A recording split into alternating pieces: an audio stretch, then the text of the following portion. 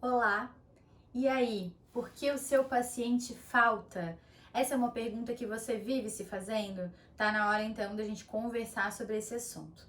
Gente, a falta em consultórios, ela é péssima para o negócio, né? Para o negócio em saúde, porque sim, o seu consultório é um negócio. E ele visa lucro, sim, né? Não através do ato médico em si, mas da venda de um serviço. Então, é claro que se você está pagando aluguel, água, luz, telefone, secretária, cafezinho, e você tem um horário ocioso, um horário que isso tudo está aberto e funcionando e o seu paciente, a estrela do seu negócio, não está lá, isso é sim um prejuízo para você. Quanto maior o número de faltas, pior é o rendimento desse consultório, né?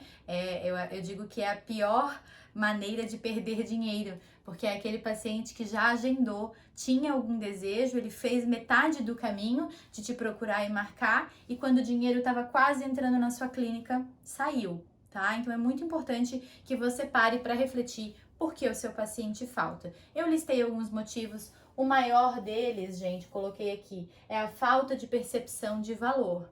Você faltaria ao show do Paul McCartney se você ganhasse o ingresso? Duvido muito. Imagino que você até trocaria os seus plantões e os seus outros compromissos para poder estar lá.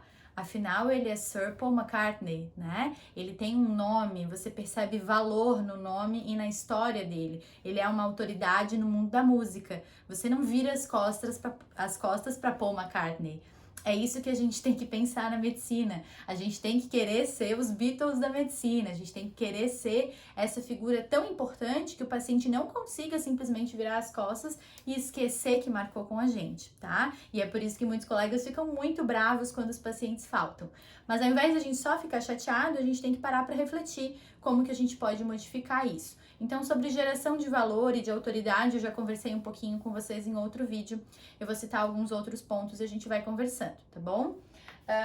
Desorganização do paciente, ele é atrapalhado, desorganizado, pode acontecer. Na minha área acontece bastante. O paciente que está num processo de depressão, por exemplo, ele pode sim ter alterações cognitivas, né, de memória, atenção, e isso pode sim deixar ele mais desorganizado na rotina dele e ele se esquecer mais ou se atrapalhar mais no dia a dia dele.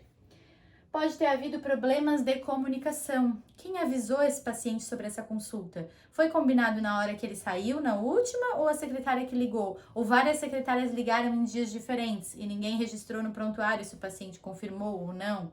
Então, é importante que você tenha um roteiro, né, um protocolo dentro da sua clínica de como vai ser como vai ser feito o agendamento e a confirmação das consultas. Os pacientes vão se habituando a essa rotina dentro da clínica e cada vez vai ficando mais fácil deles entenderem e de eles avisarem caso não possam ir à consulta, que claro, você ganha, porque você pode então marcar um outro paciente que está precisando.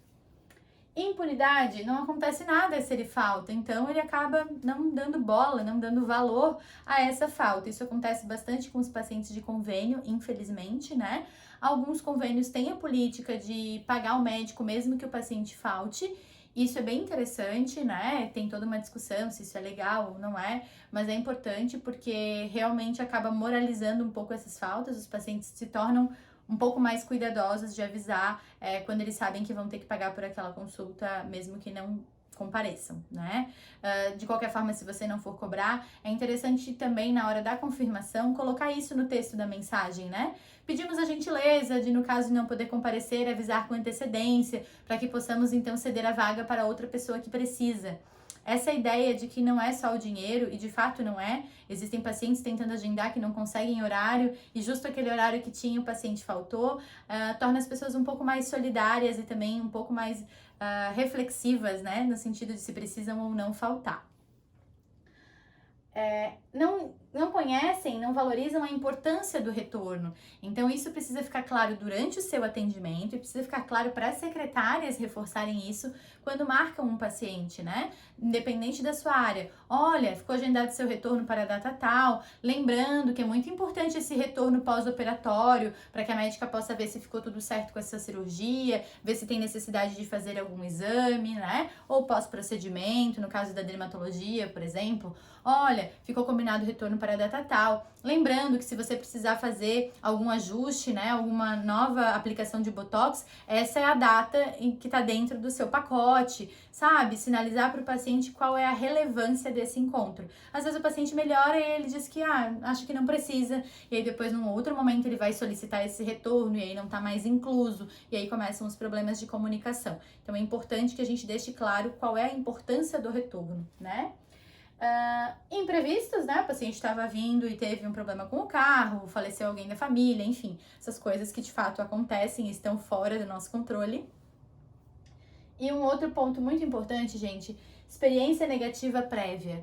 Tem muitos pacientes que faltam por conta disso e depois, às vezes, até verbalizam, né? É que eu faltei naquela clínica, já agendei 2, 3 vezes, eu acabo cancelando, porque o lugar lá é cheio, tem muita gente, é barulhento, ou, nossa, é um estresse, toda vez que eu vou lá não tem lugar para estacionar e a secretária é grossa. Então, é importante, quando você vê que um paciente falta várias vezes, que quando ele venha, você pergunte para ele: eu vi que você desmarcou várias vezes, o que estava acontecendo? Porque às vezes ele vai poder te dizer, né? Olha, não gosto, né? Eu sempre fico esperando 3 horas para ser atendido, tô com dor, não consigo ficar sentado na sala de espera porque é desconfortável, ou não tem lugar, ou não tem lugar para as crianças nessa clínica. Então ela vai poder, né? O paciente vai poder te verbalizar e aí você vai então tratar de pensar um pouco sobre essas questões e ver o que é possível melhorar, certo? Num outro vídeo eu falo como acabar com o problema das faltas, então espero vocês lá. Até o próximo vídeo.